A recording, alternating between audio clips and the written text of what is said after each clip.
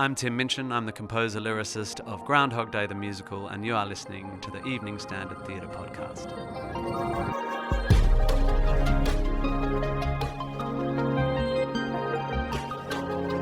Welcome to the Standard Theatre Podcast. I'm Nancy Durrant. And I'm Nick Curtis. This is a special episode before we go on a brief pause. But of course, do keep on telling us what you think of the show. Get in touch via our email, which is theatrepod@standard.co.uk. You've just got me and Nancy today, as Nick Clark is away on holiday at the moment. Yep, lucky bugger. But coming up on this week's show, we'll be joined by Toby Marlow and Lucy Moss. 7 years after the Edinburgh premiere of their hit show 6, the runaway success in the West End and elsewhere, the writers are bringing a second big fancy musical to the West End. Although it is very different to 6, I hope that if people came to see 6 and came to see Why Am I So Single, I think that they would hopefully recognise that it's written by the same people. Like, the humour is quite similar. It's still a similar thing of like breaking the form and like playing around with the form of musicals, and also musically it's kind of like pop is where we live. And that is a musical we are all very much looking forward to on the podcast.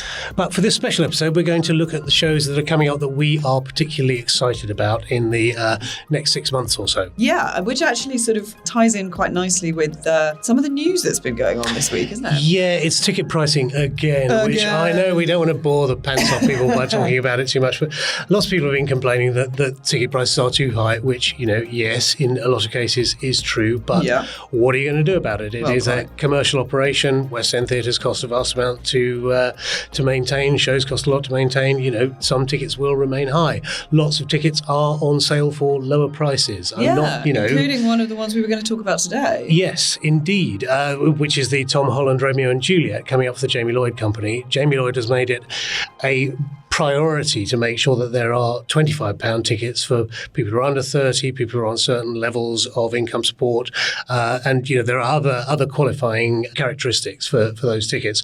But those, I believe, are at every performance and they're at every level of the auditorium, including the front row. Oh, that's really cool. It is cool. I mean, he's a cool man, Jamie Lloyd. I do think he's one of the most interesting people out there in terms of what he does on stage, but also what he does backstage, working in the theatre at the moment. I have a huge amount of admiration for him, and I'm really looking forward to Tom. Wait. I mean, everyone's looking forward to Tom Holland's Romeo and Juliet. Good luck getting even the kind of however much £300 tickets for that one, because the queues online for that were unbelievable. I mean, it's sold out. It is, I think it pretty much sold out in a couple of hours. Certainly the first tranche of tickets that were available. Yeah, but good on Tom Holland for coming back to the theatre. I think he has done a little bit before, but not for a long time. We were speculating earlier about who on earth is going to be his Juliet. I know. I mean, it's a bit of a bugger, that, isn't it? Because whoever you are, unless you are Zendaya. Yeah, which would be kind of amazing. That would be totally amazing. And also, she just will have come off. When's it open? May? Something like that? It was June. June. So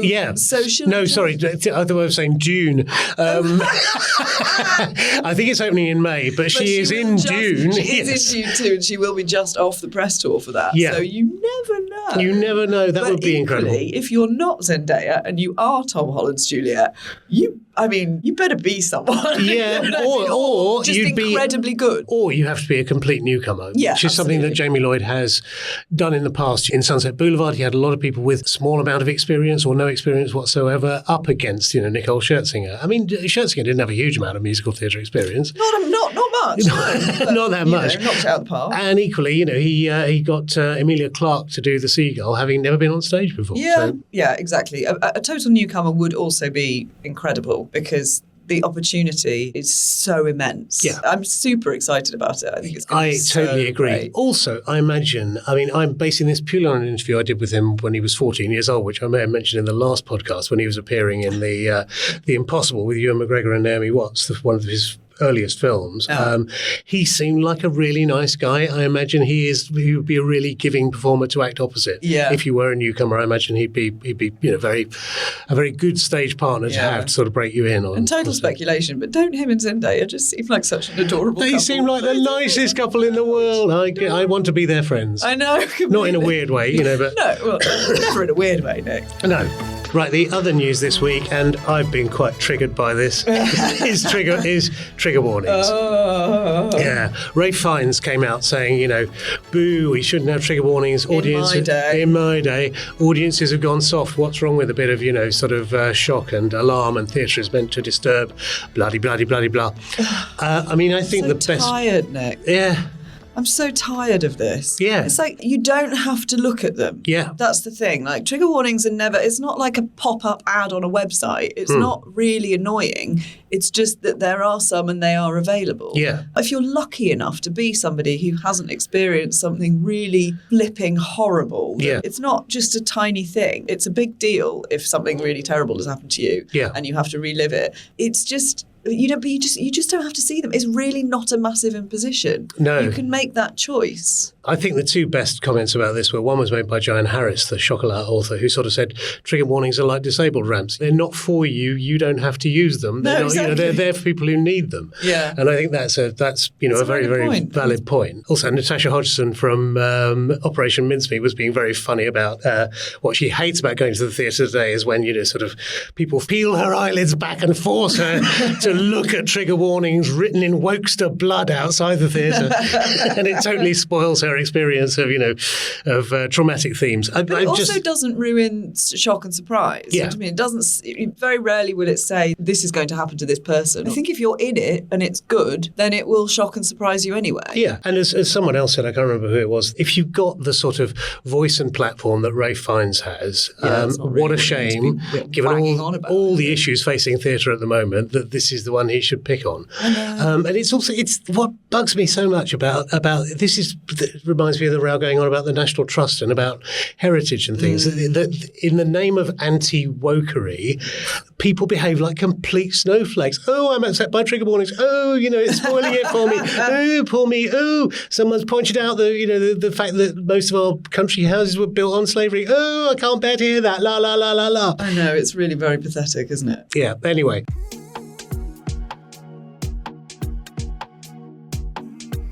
In a more celebratory note, shall we chat about all the good stuff? Yeah, yes.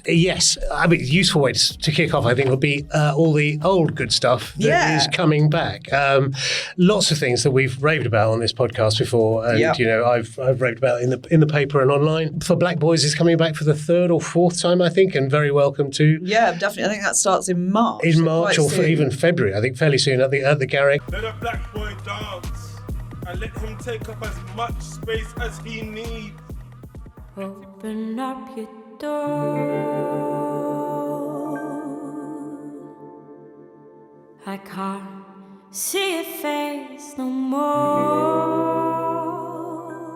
Standing at the Sky's Edge, transferring from the National to the Gillian Lynn Theatre. Listen, let me educate you, yeah?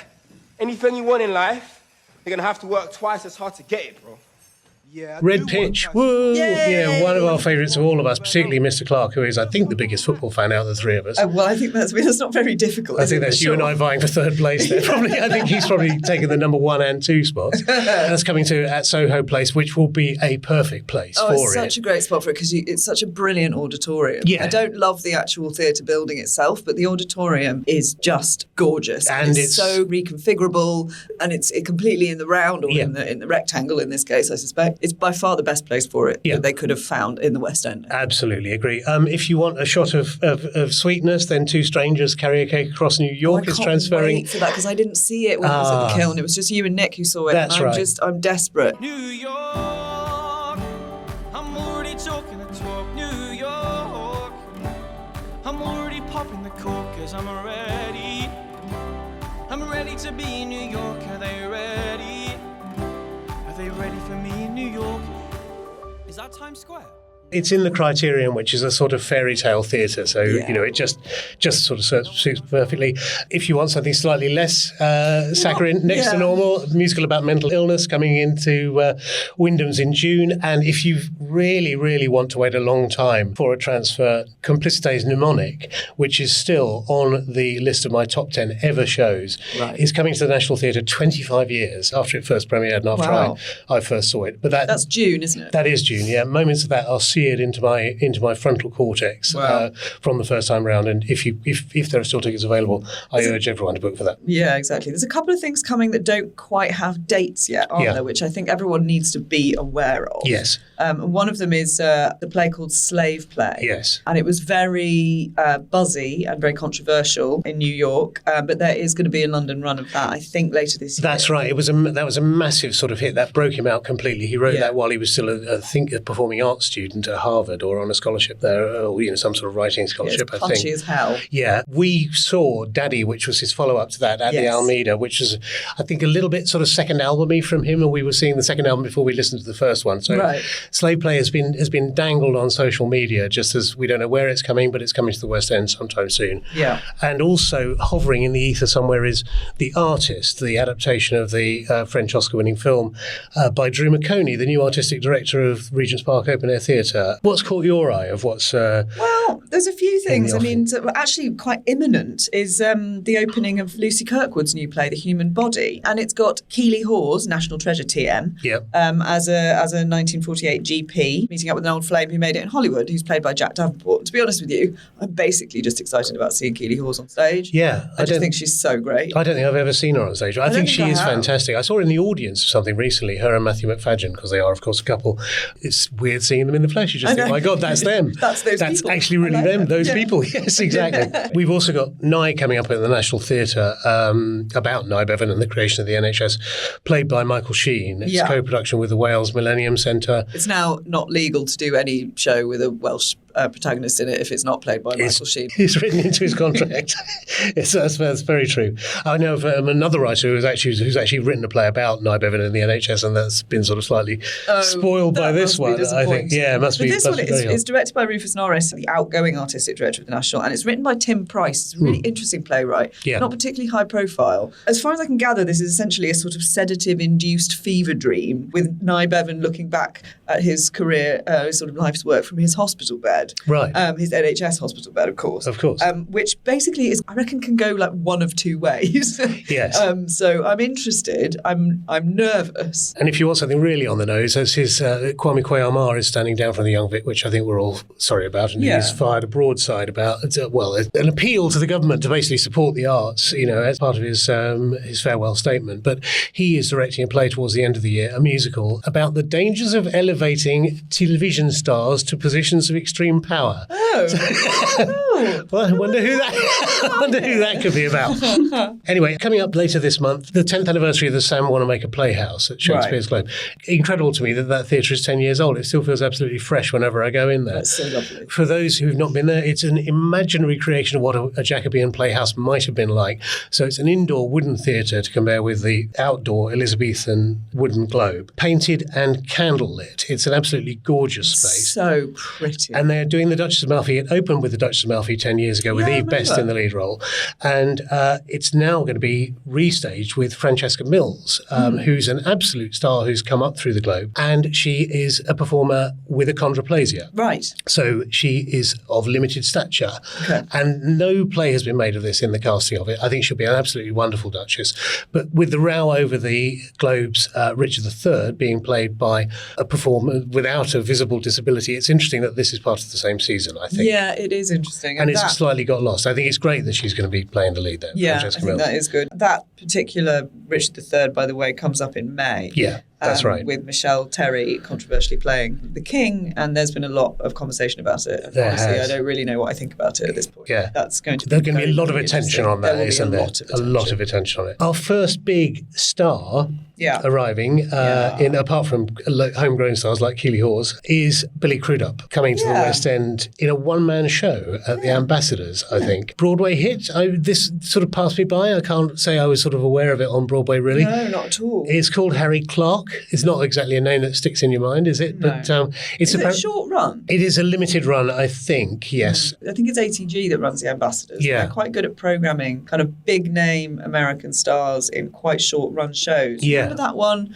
was it a year ago or the year before, with David Harbour? Yes. Madhouse, it was called, Yeah, and it wasn't a very long run. It wasn't, no. But it did well because it's a little theatre, and you know, so it's not so hard to sell enough tickets to make it work. Yeah. And I suspect this is sort of another one of those. I think you're right. It's a little bit of a risk, but it's not so much of a risk because it's a name of sorts. Yeah. You know? I think West End theatres are getting a lot more responsive and lively and turning much faster. They used to be like oil tankers. You couldn't really get get anything done quickly in the West End. And now I think here and at the Haymarket, there's, relatively new owners at the Haymarket are trying to re-establish it as a home for serious drama. So they've got Sarah Snook. Having now removed Only Fools and Horses. Yes, indeed. Longest running musical ever there, which I was surprised to learn. But they've got Sarah Snook in The Picture of Dorian Gray there at the moment. They've got Waiting for Godot with Lucien Massamati and Ben Whishaw coming in September, which I'm very excited. Is obviously going to be really, really interesting. That's a big barn of a place, the Haymarket, enormous theatre compared to the Ambassadors, which is a little and to do something like Waiting for Godot, which has basically got a tree and a donkey. Yeah. It's like, well, not really a donkey, but you know what I mean? It's like it's got nothing. In a way, I think you've got two of the best performers to do that in a big space, because actually they've both got so much stage presence that they will just seem a lot bigger. And I think the last time I saw it was when Ian McKellen and Patrick Stewart did it at that theatre. I think that was at the Haymarket as well, I believe. Right. Yes, yeah. Well, we were talking about themes developing. So Waiting for Godot is coming back. Look Back in Anger is coming back alongside Roots, Arnold Wesker's play, done by a single company at the Almeida later in the year. Yeah. Ooh, that's really exciting. It is kind of exciting. There's an email I clearly haven't read. Yeah, come on, Nancy. Yeah. But no, that's really exciting. Actually, Look Back in Anger, I think I've said this before, was one of the sort of I saw it with Michael Sheen, actually, when he was a young man and I was a teenager at the Royal Exchange in Manchester. And it was one of my first memories of seeing non-Shakespearean theatre. And I was blown away by it. I mean, obviously, it's a dated play. It's pretty misogynistic. Yeah. It's quite like, those kind of kitchen sink dramas of that era. There's a lot wrong with them, but at the same time, they're fantastic pieces of drama. It'll be really interesting to see. I mean, Roots as well is rather dated and quite a self-indulgent Wesker play. I saw Samantha Spiro do it years ago. That's the only time I've ever seen it staged. I did it in my speech and drama class. Did you now? Well, I think, the audience want to hear that again, I think, Nancy, at some point. I didn't do the Norfolk accent. Fair enough. But, it'll be really interesting to see how those stand up. If you cast your mind back to when Stephen Daldry took over the Royal Court, he launched it with The Kitchen, Arnold Wesker's play about, sort of slice of life drama in a restaurant kitchen. And that was a really interesting, audacious way of him to put his imprimatur on the court and go, here's a play that you think you all know and you think is out of date, but look at what I'm going to do with it. Exactly. And that was a great sort of immersive theatre experience before there was such a thing as immersive theatre. Really. And that's the thing, plays like that, as I say, they have their issues, but they're good and they will take rough handling. Yeah. It's one of the reasons you can keep doing Shakespeare. Yes. Because you can bash it around a bit and it can cope. Very true. End of March, 2 big musicals coming into, I imagine, very different musicals. Yes, I don't think so. Opening night. Sheridan Smith. Yay! Sheridan Smith. Starring in an adaptation of a John Cassavetes film, which I don't know. I've never seen it. This is a musical with songs by Rufus Wainwright. Well, we wait to see. Yeah. Who knows what Sheridan this is going to be like. Smith can carry a lot. Yes. So I'm excited to see it. Yes. Same here. Interesting. And then the other one. Yeah, I'm morbidly fascinated to see MJ the musical. I know. But it's, Christopher Wheeldon has done The Movement, I think, and Lynn Nottage has written the book. An incredible playwright, very well respected. I don't really know what I think about it. I don't really know where to go with it. Apparently, it was on Broadway, wasn't it? And it did very, very huge well. Hit. Yeah. Apparently, it's an incredible show. A number of people I respect enormously are very excited about it and have seen it already. Yeah. I think a lot of people will go. I'm sure but they I will. think a lot of people will feel quite conflicted about it. It's going into the Prince Edward Theatre. Which is a biggie. A big old barn of a place. Needs a long runner to fill it. It's just had Dear England in it, the first play in there for decades. Yeah. Obviously, the producers of MJ the Musical must be confident that there is still a fan base out there. People and I think they're probably right. Yeah.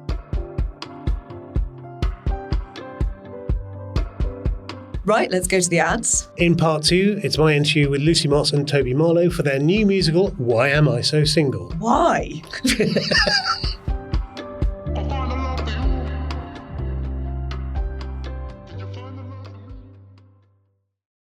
I'm Millie Alcock, and you're listening to the Evening Standard Theatre Podcast. Joining me down the line from Soho's Boulevard Theatre today, where they're about to launch their new musical, are the creators of Six, Lucy Moss and Toby Marlow. Welcome both. Hello! Hello! How nice to meet you over the airwaves, both of you. Having been a huge fan of the show for all its years and its many iterations. So tell me, this is Why Am I So Single? Your second musical. Tell me a little bit about it. It's basically about two friends who are extremely tragic and single, trying to figure out why it is that they are so very alone. And they also happen to be musical theatre writers who can't think of a big and fancy enough subject matter for their next musical. Well, obviously, the two of you are friends and musical theatre writers. It's obviously bad to infer that this is based on personal experience, but is it based on personal experience? How dare you? I don't know where you're getting that from. What an outlandish hypothesis. Well, no, it is, I would say, inspired by our lives, but it's not fully autobiographical in a kind of like a memoir-y way. In the sense that a lot of it's like fabricated or exaggerated or like inspired by people that we know, but yeah, it is loosely based on these two right here. Okay, inspired by tragic history, is it then? Yeah, adding to the canon of Shakespeare's tragedies. Yeah, that's why am I so single? We did the sort of sad story of the six wives. We were like, what's another important historical tragedy? Yeah, and King Lear was we couldn't get the rights. We couldn't get the rights to King Lear. Yeah, so we did this instead. I'm sure there's probably a musical of King Lear in the pipeline somewhere, even as we speak. But I know there's no such thing as a sort of overnight success. And Six, was many years growing, from a small kernel at the Edinburgh Festival to where it is now, this massive international hit. Having got that under your belt, how do you go about the sort of second album syndrome, I suppose? How do you go about finding your next subject and deciding on your next opus? Well, it's funny because Six was never intended to be this, big thing that it is now. We just wrote it as like, the student production. And so I guess there was a bit of a pressure on us, I think, that we felt internally, because having to write something else that like did a huge thing, almost as if like, ticked off feminism with Six, which huge subject matter we're going to tackle next. And so we kind of like had this rough idea of something that we might do, but it was kind of like a big, important exploration concept thing. And we went away on a writing retreat in 2019 to give that a go. And we really weren't getting anywhere with it. And mainly what we wanted to do was kind of sit down and drink Prosecco and talk about our tragic dating lives, which is what we did for most of that writing retreat. And then we kind of thought, wait, maybe this is the musical that we should write instead, and not try and, do another big fancy thing, but just... Yeah, and I think it's like, as you said, like Six came out of the two of us being silly in a room together. And I think we sort of tried to sort of do it with all the pressure and sort of like of doing a big fancy musical in our heads, and then actually we realized that just the two of us in a room together is kind of like where we most enjoy our writing. So we kind of tried to recreate that kind of away from the world feeling when we were writing this. Yeah, I see. Does it share any DNA with Six? Is it going to be similarly sort of different styles for different songs? Obviously it's a different genre and a totally different approach. Yeah, so I think I'd say that although it is very different to Six, I hope that if people came to see Six and came to see Why Am I So Single, I think that they would hopefully recognize that it's written by the same people. Like the humor is quite similar. It's still a similar thing of like breaking the form and like playing around with the form of musicals. And also musically, it's kind of like pop is where we live and what we love. So it's kind of like largely pop inspired, but there's also lots of other kind of like pastiches and genres. Yeah, pop is where we live. Pop is where we live. I said what I said. I don't take it back. Pop is where we live is a great line. I think that's fantastic. It'd be a good title for a show, actually, that one, I think. Just because it's sort of in the ether at the moment. You're opening sort of straight into the West End with the new show. Are there going to be affordable tickets for this one? Have you sort of discussed with Kenny Wax, your producer, and his fellow producers about how you're going to make it? Is it going to be made affordable? Yeah, I mean, it's something we really care about and our producers really care about. And it's obviously we aren't down with the minutiae per se, but there are the first, I believe, 5,000 tickets at £35. And I think part of the thinking behind going straight into the West End, I mean, it sounds very sort of like bold and scary from our perspective, but actually in terms of getting younger people, getting people into the theatre, we feel like being in London, being in the West End is a way to kind of make it available to everyone, which feels really important for us, especially with the sort of like the shows. It's really nice to have younger audience members in the audience, which we learned during our workshops. So yeah, it's definitely a big priority for us. Yeah. When you've been sent, sorry, this is a total left field diversion back into Six, but when it's been opening overseas, I've seen you've got a Hungarian production now, there's been a Korean production, there's a Polish one.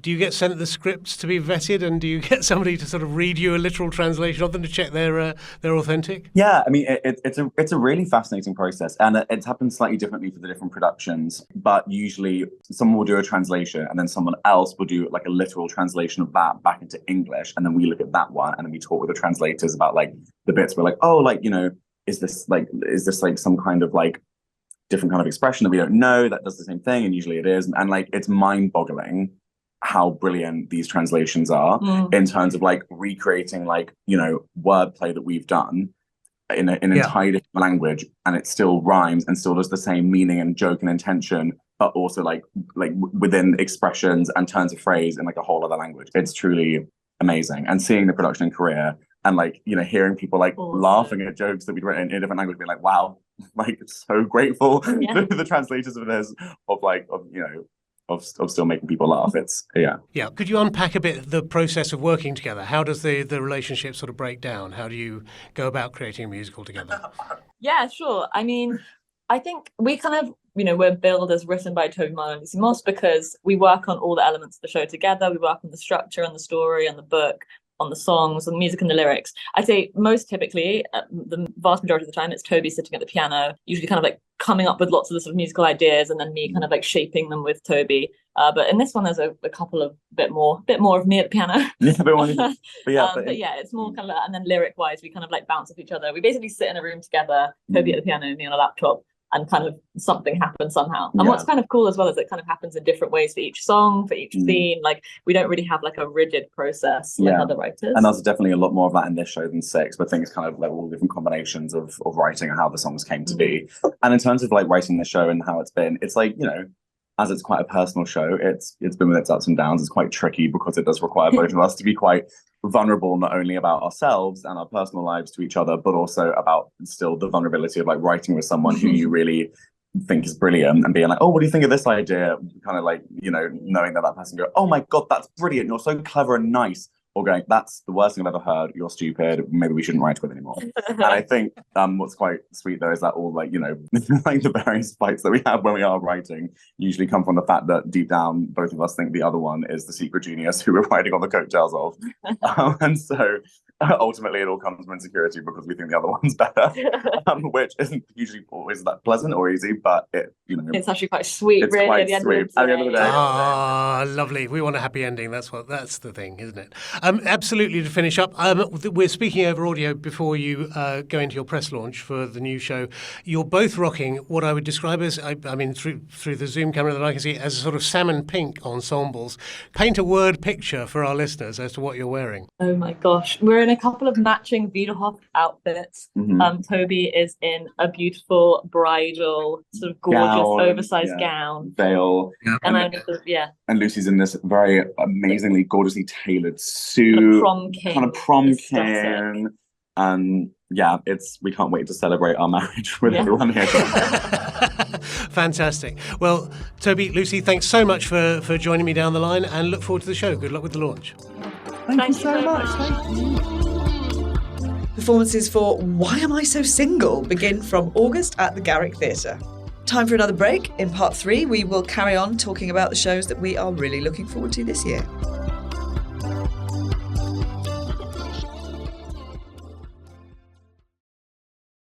Hi, I'm Matthew Modine, and you're listening to the Evening Standard Theatre Podcast. Welcome back to the podcast. April. Big wallop of serious drama. Very serious drama.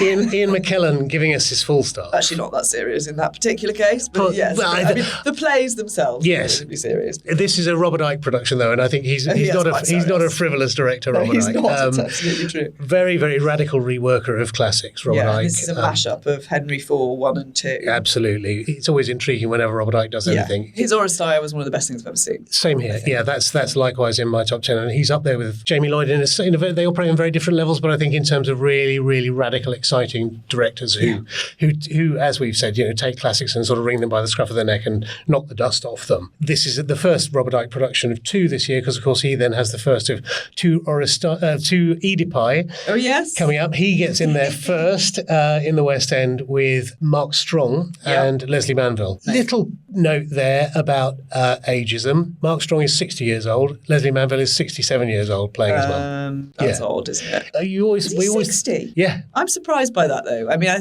think that's why, probably, that it's like that's kind of why is in any way going to work. Yeah. I'm slightly surprised that Mark Strong is 60. True, yes. But then I haven't seen Mark Strong up close for a while, so I don't know whether it works. Take some opera glasses to this one. Have a look and see. Like, he's actually a bit odd. Anyway, we always like to weird bit of casting. We always like to think there's sort of less ageism in theatre than there is in cinema, but it's actually quite bad about it. That they had Anastasia Hill as Benedict Cumberbatch's mum, and I think she's 3 years older than him when he played Hamlet. Yeah. Anyway, so there we go. That's And the other one, the other very serious drama that is coming in April is Long Day's Journey into Night, with Brian Cox and Patricia Clarkson. Yes. Which is extremely exciting. Yes. Will be extremely serious. It will be extremely serious. Long Day's Journey into Night, if you play it uncut, the characters read lots of Shakespeare to one another, and it lasts about 4 hours. I mean, normally I'd rather pull my own head off than sit through that, but on this occasion, with Brian Cox, I would almost like to see it uncut. Not really, actually. I know, I'm trying to want that. Yeah. I'm not wanting it at the moment. Yeah. Okay, trying. Fair enough. Yeah, but we'll see. You never know. It's Jeremy Herrin. Yes. Who is generally a good director, I think. Quick run through of some really interesting, odd mixture of stuff coming in April. The Comeuppance at the Almeida, the new Brandon Jacobs Jenkins play. He's always fascinating American playwright. This one's about a reunion of some students 20 years after graduating. London Tide. Adaptation of Our Mutual Friend with music by PJ Harvey. Yeah, and Littleton. Adapted by Ben Power, who is a fascinating writer, I think. Yeah. Minority Report coming to the Lyric Hammersmith, which is going to have another fascinating, weird, unlikely year. They're doing Faith Healer, Brian Friel's play, earlier on this year. They're doing Fangirls later on. I mean, the programming there is just off the scale, fascinating. Think Rachel O'Riordan is such a good artistic director. I agree. Her programming is brilliant. She's also a brilliant director, which is helpful. Yeah, but her programming is brilliant. Minority Report is the adaptation of the book and the which was made into a Spielberg film. It's by David Haig, though, who's a lovely, lovely actor who has hitherto written sort of a couple of well-made plays, one about Rudyard Kipling and one about the sort of liberation of Europe, which was caused by the weather. So it was all about weather reports. So I mean, to see him doing Minority Report is a really strange It's going to be really interesting. At the end of the month, and we should sort of rattle on actually because we're only at April at this point, and there's a hell of a lot going on. But obviously, Spirited Away at the Colosseum in Japanese will struggle in no way to fill that gargantuan space, because if the popularity of My Neighbor Totoro is anything to go by, there are going to be fans flocking to see it. Things calm down a little bit in May, but there is one thing which I think will be very popular, actually. I mean, if anything, if the number of people who've been searching for it online is anything to go by, Fawlty Towers, adapted by John Cleese from 2 episodes of the series. I don't know which episode. One of them is the Hotel Inspectors, I think, and I don't know what the other one is. Okay. But yeah, I never really liked Fawlty Towers, even as a young person. Right. But, I did. I was a comedy sci-fi nerd growing up. No, I didn't have a girlfriend. No, I didn't have any friends. And I could, quote Fawlty Towers and Monty Python endlessly to people. Which I is did probably watch a why lot of Monty Python. I haven't seen The Life of Brian more than 30 times. Okay, well, yeah. But not for a while. Not for a while. Well, that has not yet been adapted for the stage. It has not. No, that would be tricky, actually, especially the bit with the aliens. Yes, you're absolutely right. Yeah, View from a Bridge as well is coming in May. In May, and that has got Dominic West in it. Yep. Which will excite lots of people. Also, the brilliant Kate Fleetwood and Callum Scott Howells. Yes. Who is about to be seen in The Way on the BBC. I think that starts this coming week. And also is written by James Graham, whose adaptation of Boys from the Black Stuff is coming down from Liverpool's Royal Court, also in May. Yep. So that is a nice connection. A James Graham play is always an event, isn't it? Definitely. That's going to be fascinating. That's coming into the National Theatre. There's Kiss Me Kate coming at the Barbican. This is very clearly an attempt to emulate the success of Anything Goes, isn't it? Which basically reopened the Barbican after lockdown and was the first non-socially distanced play in a major theatre. So we'll see whether this can repeat the sort of magic of that. It's got Adrian Dunbar in it, who, as I think we said on a previous podcast, his last stage appearance did not fill either of us with joy. No. Really didn't spark joy. And Broadway star Stephanie J. Block. I mean, Bartlett Sher seems to be, when his production started coming over, I sort of thought, oh, he's obviously the new sort of Broadway guru. I'm actually really, he's the sort of Broadway journeyman that, some of his stuff is fascinating. So, like, he did To Kill a Mockingbird, which, ran for a substantial run in the West End and was really good, really detailed, really lovely. Has he done The King and I? He has done The King and I, which is not a great piece of work. And he also did the revival of My Fair Lady, which, I think in retrospect, I was a bit kind to, really, at the Coliseum. Again, that was fairly soon post-lockdown. And I think it was an attempt to sort of G people up and get them into theatres and didn't entirely work. But you sort of know what you're getting with him. You do. So we'll see what Kiss Me Kate does. And then people may not actually no longer remember what they're getting.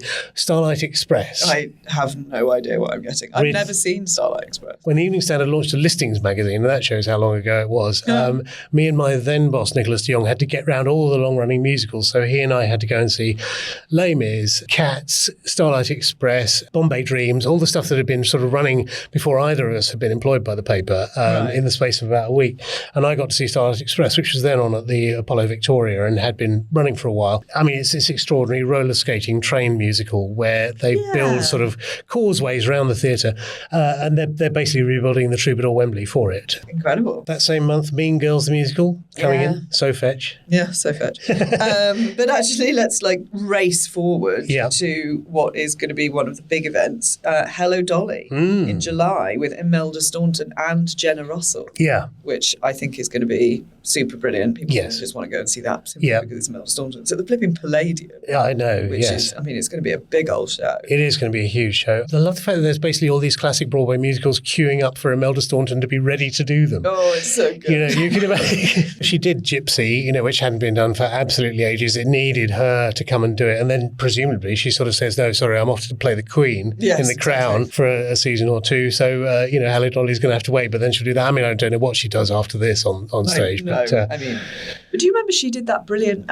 Who's Afraid of Virginia Woolf as well? Oh, yes. She was so good in that. She was tremendous. I really enjoyed that. She's such a bloody brilliant actress. Yeah, she is terrific. I just wanted to make one quick mention of Visit from an Unknown Woman at Hampstead. Oh, that adapted from the Stefan Zweig novel. Yes, that's right. By Christopher Hampton. So Christopher Hampton was, his debut play was put on in the West End, and he was the youngest playwright ever to have a play on in the West End.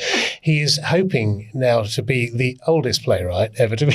He's made it known he wants to be the oldest playwright ever to have a play on in the West End. He's 78 this year. Hang on a minute, how old was Tom Stoppard? Well, exactly. Tom Stoppard is well into his 80s, and he had Leopoldstadt on. So really not that long ago. So I think, and this one's at Hampstead, so not in the West End. Maybe it'll transfer. We'll see. But I just wanted to put that out there. There's a marker there for Christopher Hampton and for Tom Stoppard has put down a marker for him, I suppose. Yeah. The other thing, actually, that I'm excited about at the National, coming up in the Dorfman space, there's always really interesting stuff in there, is The Hot Wing King. Yes. Which is a new play by Katori Hall and is directed by Ray Alexander Wise. I really liked Our Lady of Cabello, which I think I went to see at Royal and Derngate in Northampton when that was still being run by James Dacre. Yes. Who's now left, which was also by Katori Hall. And I really, really enjoyed it. I think she's a really good and interesting writer. She is. She wrote The Mountaintop, which was one of my great lost productions that I missed, unfortunately. David Harewood did that, I think, at what is now Theatre 503. I think possibly even before it was renamed Theatre 503. I mean, that takes us up to July. There's going to be loads of interesting stuff coming in August when, of course, the Edinburgh Festival will be happening again. There'll be lots of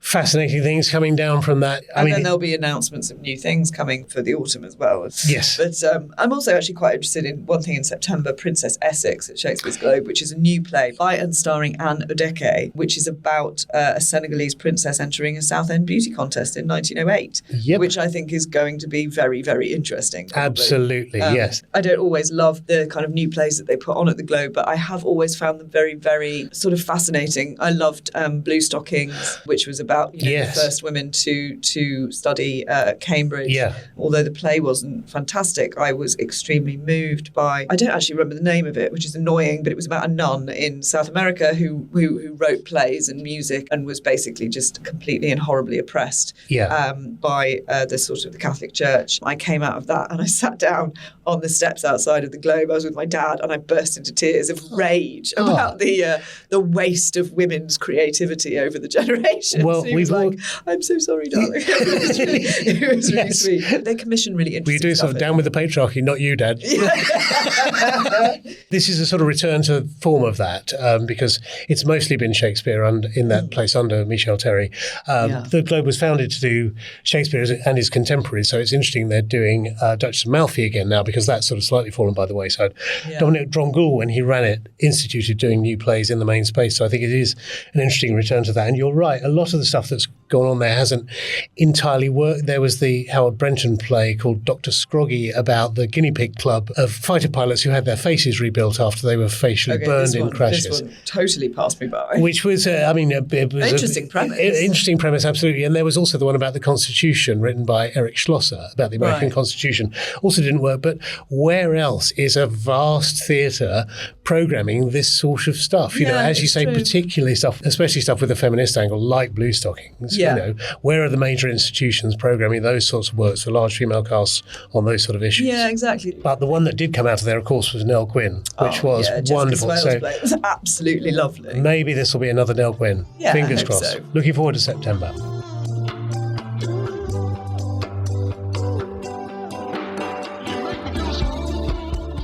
And that's it for the Standard Theatre Podcast. Don't forget to give our previous shows a listen. They include interviews with Felicity Huffman, Ola Ince, Anais Mitchell, Jared Harris, Rhian McKellen, Thomas Middleton, loads of people. Big thanks to all our listeners so far on the podcast. We're going to be on a short break and hope to be back with you very soon. Let us know what you think about the show at theatrepod@standard.co.uk. Thanks to our producer, Rachel Abbott. And to Mark Blondon.